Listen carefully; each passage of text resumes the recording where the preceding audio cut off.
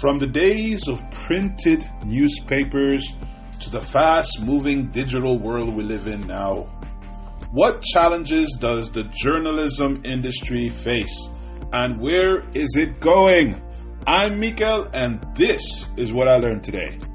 Journalism has always been a key part of how societies stay informed. Back in the 1750s, newspapers in America were already spreading news about unfair taxes. The press, the media, even played a big role in the American Revolution, with Thomas Paine's Common Sense inspiring people to take action. Look it up. I would Google that if I were you. By the 1800s, mass printing made news more accessible. Then came the 1860s, when journalism became a subject of study in universities, shaping the profession into what we know today. By the 1980s, computers changed the game. Journalists now could send and receive stories faster than ever, making it easier to share news worldwide. By the way, in the 1980s is when the 24/7 news cycle thing started to happen. But the real revolution came in the 1990s with the internet. Suddenly, news could be published online and reach people instantly, leading to a huge shift in how people consumed information. It seemed like a golden age for journalism. But was it really? The internet made news easier to access, but it also brought new problems. Today, at least most of us get our updates from social media platforms like Facebook and Twitter. But this change has created many issues like fake news, misinformation, and of course, echo chambers. Now, let's talk about push versus pull media. Maybe this is the first time you've heard of this. So let me break it down for you. Push media, like TV and radio, delivers news to you without you having to look for it. So you don't have to look for the radio. You just put it on a radio station and there it is, or the TV, right? You don't have to look, it's there. But pull media, on the other hand, tailors content to your preferences using algorithms. Remember we talked about filtered, what was it called? Filtered bubbles, right? Filtered bubbles was the podcast we talked about that. Which means, using algorithm, which means you often see of things you already believe.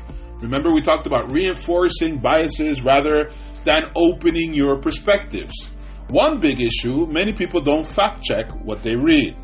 A catchy headline can make us feel like we know what's going on, right? Remember we talked about headlines, I think in one of the podcasts, we mentioned like, explosion kills X amount of people, fiery building burn, right? Remember these emotional, catchy headlines try to bring us in to read only the headline. And some of us believe like if we just read the headline, we know what the story is about, but that's not true. Studies show that a significant people share articles without reading them, and this has made fake news a global issue, damaging trust in journalism and even influencing elections and democracy itself. We all know happened with the 2020 election and the 2024 election. Journalists are under more pressure than ever. The demand for 24/7 news means they often have to break stories fast, leaving little time for thorough fact-checking.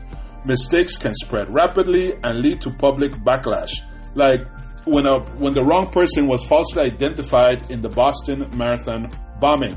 Imagine you're an innocent person and they want to get the news out so quickly that they falsely identified a guy who was completely innocent. Imagine the trauma that he had to do that.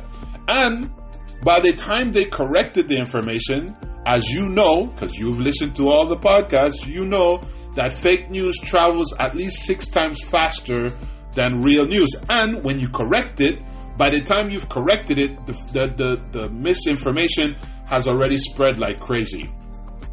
So what I'm about to say, and misinformation is harder than preventing it. And by the time the correction is issued, the damage has already been done. Another issue is financial instability.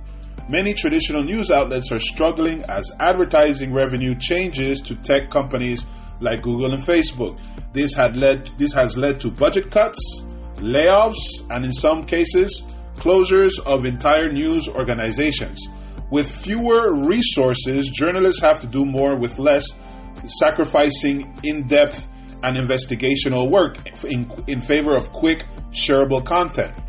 Also, the rise of citizen journalism presents challenges. While it's great that anyone can report the news, it kind of blurs the line between professional reporting and opinion-based content.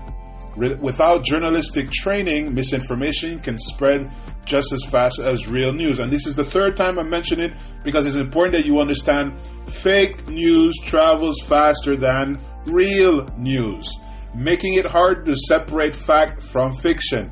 Additionally, social media influencers and partisan commenters have larger audiences than professional journalists, making it even more difficult for traditional media to compete. So you got to imagine there are all these things. You have influencers, political vloggers. Everyone is making all this noise, and in the midst of all this noise, you and I can't separate what's real and what's not real. And there is the problem, right? We go to where our emotions take us, to how it makes us feel, as opposed to is it real? There's also a growing concern of press freedom. In some parts of the world, journalists face harassment, censorship, and even physical danger when reporting on controversial topics. Even in democratic countries, increasing hostility towards the press has made their job more difficult as accusations of bias or fake news undermine their credibility. If you live in a country where the president or prime minister wants to be a dictator, of course they're going to attack the press. And it's not to say that all press are good. I'm saying there are journalists who are not necessarily trying to report the news, but trying to spread misinformation. That's just a fact.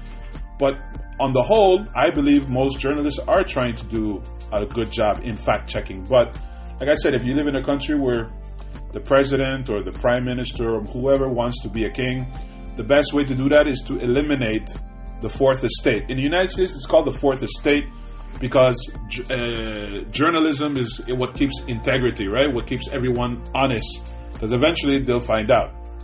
So what is next for the future of journalism? Well, technology will continue to play a big role. Artificial intelligence, that's another one, is already being used to write simple news stories, but it raises an important question. Can machines really capture human nuances? Well, AI can process data, but journalism isn't just about facts. It's about how the facts are told, storytelling, context, critical thinking.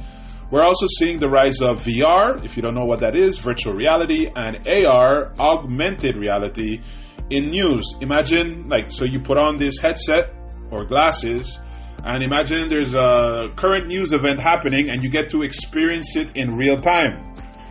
Again, but this negates the whole fact-checking, and you don't know what the facts are, right? So that's another issue. This technology could make journalism more immersive and engaging, but it's very expensive, and it's not widely accessible yet. One promising trend is fact-checking. Now, platforms like Facebook and Google are partnering or were partnering with organizations, just to say, because Facebook has left this organization to fact-check. They switched to what is called community notes. And if you don't know what community notes are, essentially everyone in the social media platform can say, oh, this is not real, this is fake, so on and so forth. So it's like accountability within the platform of people who use the platform. As readers, we also have a role, and we do, by questioning sources, step 1, reading beyond the headlines, step 2, and being mindful of what we share online to help combat misinformation. So just keep that in mind. I'll repeat again, questioning the sources, reading beyond the headline, and being mindful of what we share online can help reduce the spread of misinformation. Guys, I hope you enjoyed the podcast. Always be aware, and hope you have a great week. I'm Mikael, and this is what I learned today. Bye.